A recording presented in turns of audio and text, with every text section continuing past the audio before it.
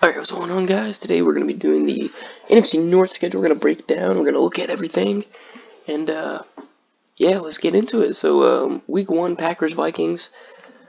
I'm going to do it. I'm going to do it to them. I'm going to go with Vikings beating the Packers at home, week 1. 1-0 for the Vikings, but 0-1 for the Packers, run them first.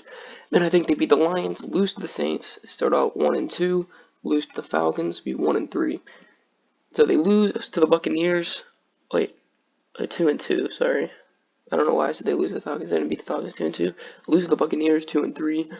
I'll have them beating the Texans, make it 3-3, and I'll have them beating the Vikings, have them split 4-3. Lose to the 49ers, obviously 4-4. Beating the Jags and Colts 6-4. Beating the Bears 7-4. Beating the Eagles 8-4.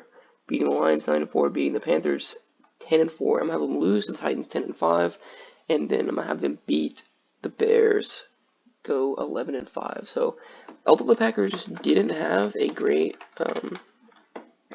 offseason by any stretch of the imagination, and they very well could be 10-6, I don't think the Bears can pull off the win here in the last game of the week. And I mean, maybe the Eagles beat them, maybe they lose to the Colts, but maybe they lose to the Texans. But I like the Packers. I mean, it's still Aaron Rodgers, it's still Aaron Bleepin Rodgers. So, we'll move on to it. So now we're gonna look at the Lions schedule. This is gonna be a brutal year for Matthew Stafford. Just looking at the schedule alone. So week 1, I'm gonna have them lose to the Bears at home, lose to the Packers, lose to the Cardinals, lose to the Saints, and I'm gonna have them beat the Jaguars. So 1-4 is what I got them at the start with. Lose to the lose to the Falcons, lose to the Colts, lose to the Vikings, beating the Redskins. So now I've got them at 2-7, beating the Panthers 3-7. I'm gonna have them losing here, so 3-8. I'm gonna have them losing here 3-9, losing here 3-10. I'm gonna have them upset the Titans, so it'll be 4-10. And then I'll have them lose the last 2 games, so 4-12 for the Lions is what I got them at. Although they did improve, I just can't see Matthew Stafford staying healthy with that back issue. And I don't think Jeffrey Okudah is going to be a big enough impact on this team. So now we're going to look at the Vikings. So, of course, I have them winning week 1 against the Packers, winning week 2 against the Colts. I'm going to have them losing to the Titans, 2-1. And I'm going to have them losing to the Texans, so 2-2. And I'm going to have them beating the Seahawks, 3-2. Beating the Falcons, 4-2. Losing there, 4-3, 5-3, 6-3. I'm going to have them lose to the Cowboys. Actually, no. I'm going to have them beat the Cowboys here, 7-3. It's going to be a close game. And then between these two, 9-3, obviously. Lose here, 9-4. Win here, 10-4. I'm going to have them win here, 11-4, and finish off the year 12-4. Yep, I did it. I know the Vikings got a little bit. Some people would say they got worse, but they actually picked up Justin Jefferson and Jeff Gladney. So, if you're gonna look here on the defensive efficiency ratings, Minnesota was a top 10 defense last year. It's simple as that. They were a top 10 defense last year. He brought back a majority of their players. They lost Everson Griffin, but he also wasn't as efficient. They let him go. They didn't. It's not like he left on his own. Top 10 defense via defensive DVOA. They had one of the best defensive lines in the NFL last year. Offensively, they were a top 10 offense as well. And picking up Justin Jefferson's a big thing. He could end up being better than Stephon Diggs year 1. And he's not going to have the drama Stephon Diggs is going to have. So, really, the Vikings got better. But also, kind of that offensive line developed a little bit more. They picked up Jeff Gladney, a corner I really like. They had another couple good picks in the draft. Vikings actually had one of the best drafts. I can't remember off the top of my head, but they had one of the best drafts in the NFL, up there with Baltimore and Dallas. So, Vikings 12-4, coming off a big year. New offensive coordinator. I don't like Stefanski. I think Kirk Cousins has a big year after he just got extended.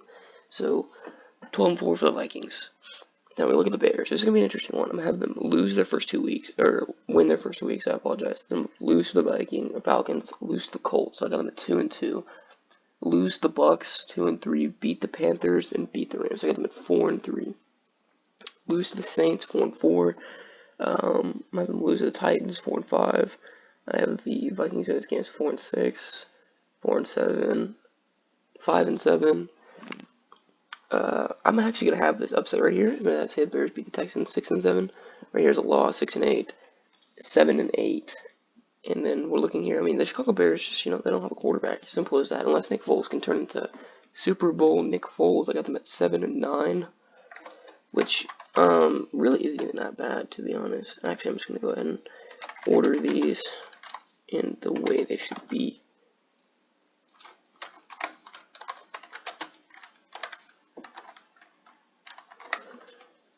And 9.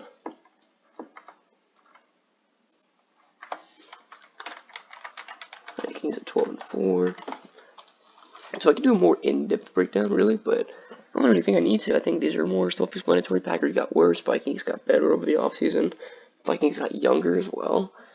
Packers didn't do anything to help out Aaron Rodgers. I mean, they drafted Jordan Love and then a backup halfback. So in their first 2 rounds, which are usually what you get your most production off of, they were the only team in the NFL to not draft a single wide receiver. It's very interesting. Bears at 7-9. Of course they get slightly worse, picking up Nick Foles or starting Trubisky. I mean, either way, it's just. I mean, they have good defense. They're not bad enough to tank. They're not good enough to win. Lions aren't going to be good. They'll be a top 5 pick team. Minnesota Vikings, right here. This will probably be the 2nd or 3rd seed. So right now, as I let me just go scroll down here. NFC standings so far.